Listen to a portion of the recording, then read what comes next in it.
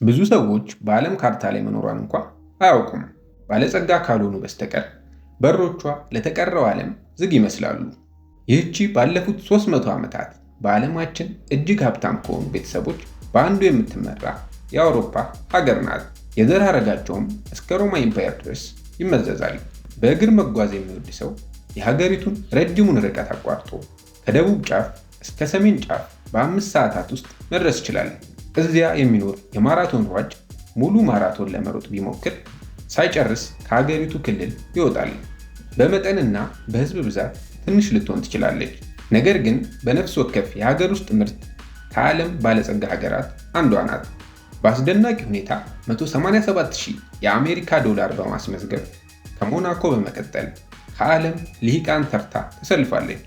ይህ እውነተኛ ልምድ ያላቸውን የምጣኔ ሀብት ባለሙያዎች እንኳ ሊያስገርም ይችላል። ከዜጎቿ መካከል ከፍተኛው ድርሻ ማለትም 15% ያህሉ ሚሊዮነሮች ናቸው። ይህም የኢኮኖሚዋን ጥንካሬ ቁልፍ አድርጎ ያሳያል። በኢንዱስትሪ የበለጸገች፣ በባንክ በፋይናንስና በግንባታ ቴክኖሎጂ የላቀች ናት። የዓለማችንን 20% ሰው ሰራሽ ጥርሶችና 15% የጥርስ ሕክምና ማሽኖች ታመርታለች።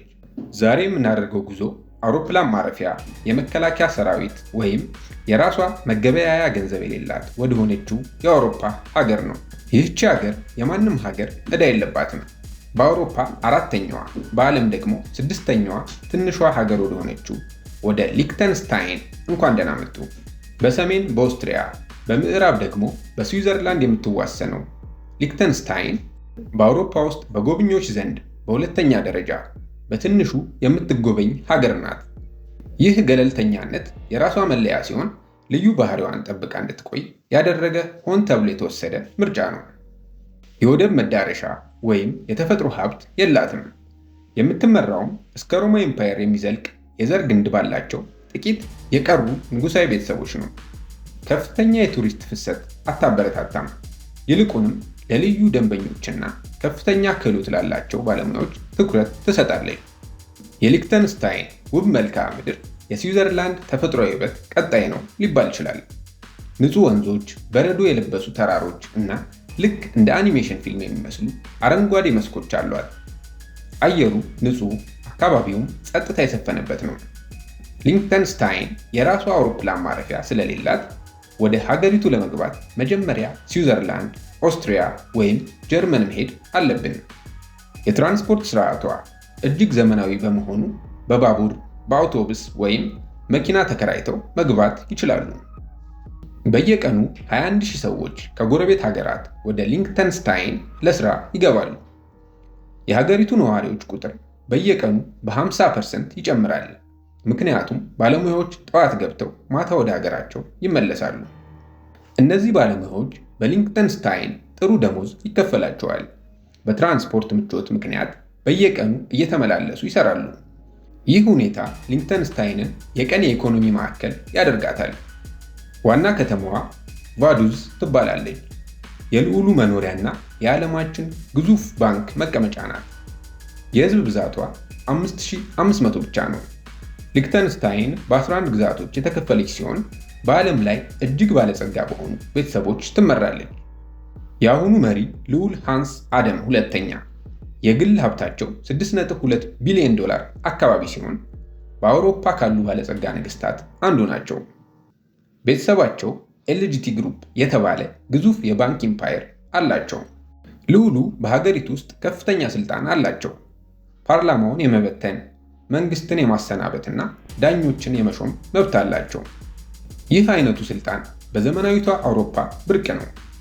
እንደ ኤሮፓያን አቆጣጠር ከ2010 ጀምሮ ለአጭር ጊዜ አንድ የግል ኩባንያ ሙሉ ሀገሪቱን በቀን $70,000 ለመከራየት የሚያስችል እድል አቅርቦ ነበር። ይህም የክብር አቀባበልን፣ በከተማዋ አደባባዮች ላይ ስምዎን የመሰየምና የራስዎን ፎቶ ያለበት የገንዘብ ኖት ማተምን ያካትታል። ምንም እንኳን ይህ ፕሮግራም በ2011 ቢያበቃም እንደ አንድ አስገራሚ የታሪክ አጋጣሚ ይታወሳል። ሊክተንስታይን በዓለም ላይ ዝቅተኛ የወንጀል መጠን ካላቸው ሀገራት አንዷ ናት።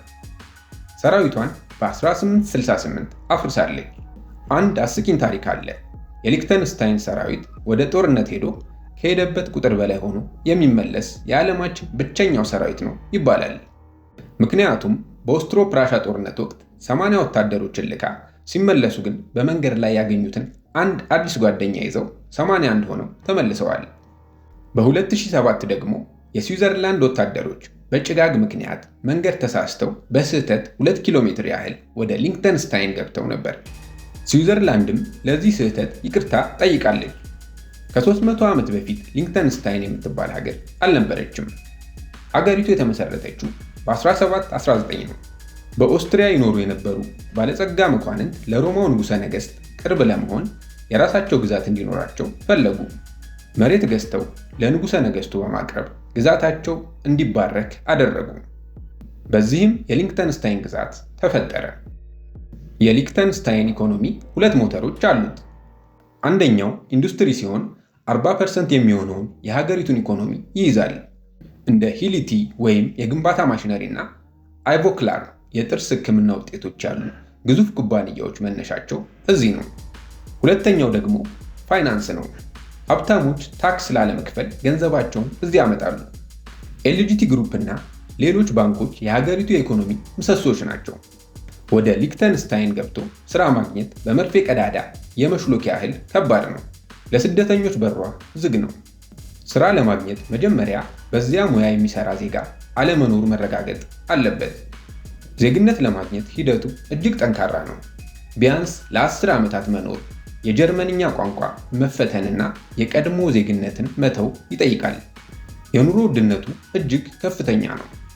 በቫዱዝ የአንድ ክፍል ቤት ኪራይ እስከ $2800 ሊደርስ ይችላል። ምግብ ከጎረቤት ሀገራት በ20% ይወደዳል። የግዴታ የጤና መድህን ክፍያ በወር እስከ $560 ሊደርስ ይችላል።